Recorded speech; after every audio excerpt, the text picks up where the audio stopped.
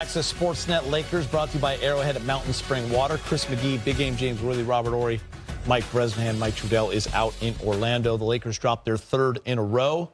Tough way to start this road trip. Orlando, a great defensive team, unleashes offense tonight, making 15 threes.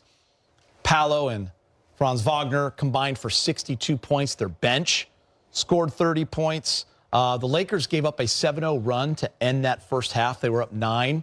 And then that third quarter was all Orlando. Big game, 34-18, and the Lakers just not able to make that up in the fourth. Tough night. It just goes to show you how critical those last 3 or 4 minutes, 2 minutes of the second quarter is. When you have a 9-point lead and there's 3 minutes to go, you can't put it on cruise control. You got to try to get that to 12 or 14 even. That's when you got to step on them. But the Lakers refused to do that. And what happened is those 3 minutes gave Orlando a little bit momentum.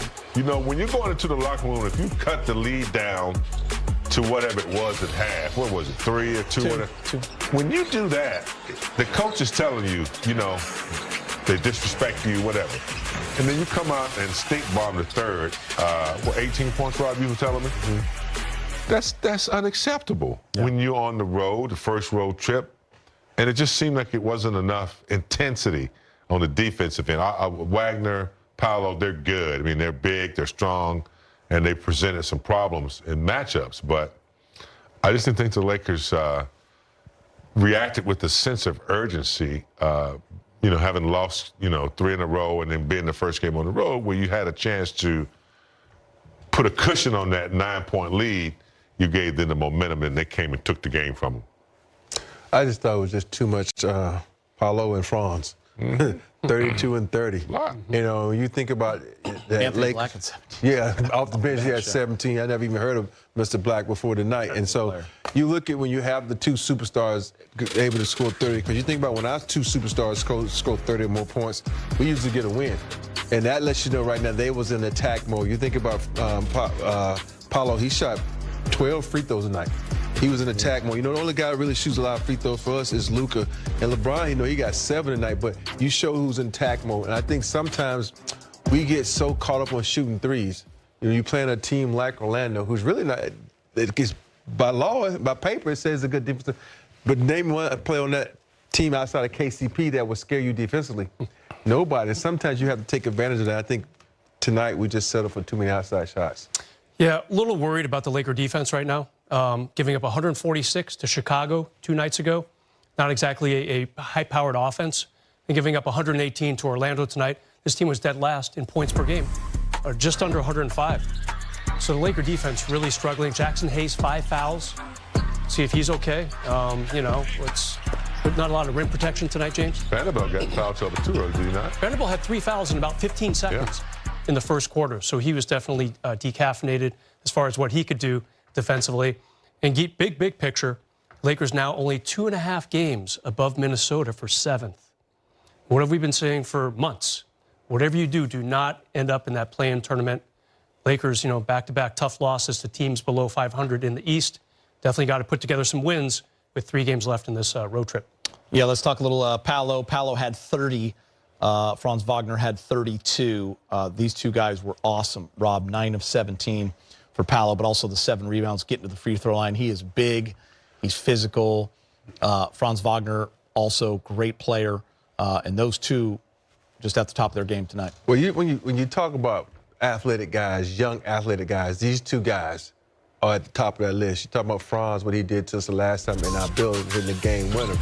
You know, this guy has, you know, when you think of sometimes player, you think about, oh, well, his brother. But no, this dude is 10 times better than his brother. You know, he can put it on the floor, he can get to the hole, he can shoot threes, he can put you on skates and score on top of you. And he has an attitude like nobody can stop. So I like this guy because when you talk about cocky and you put it on the court and you show it and you back it up, this guy's one of those guys. And this young team, you know, I think if they didn't have all those injuries, think about last year what they was able to do in the playoffs. This is a good team, you know, and sometimes you forget. When you look at a record sometimes, the record doesn't dictate what kind of team this is. This is a really good team, and I think they showed it tonight.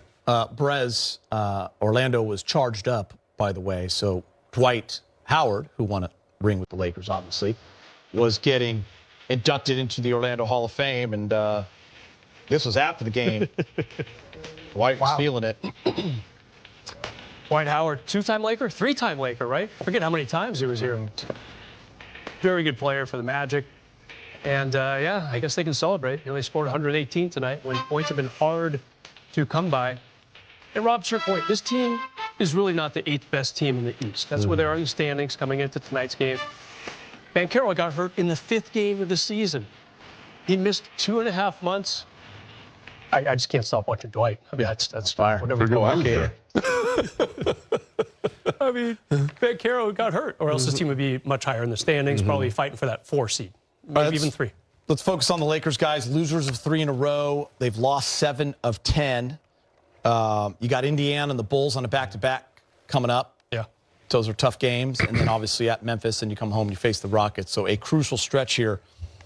Big game. Brez had mentioned the defense trying to figure out roles again once guys get healthy and have come back. That's always takes a little bit to navigate through. But, you know, they've been a little streaky, no question about it. And this is a crucial time. So you can start to look at the standings and see a little bit of slip, obviously. Yeah, a little bit too streaky for my comfort, because a team that, you know, built their reputation of late, particularly after the trade of AD and Max, on small ball defense. You know, Hayes, Rui, guys getting the job done collectively, steals, quickness.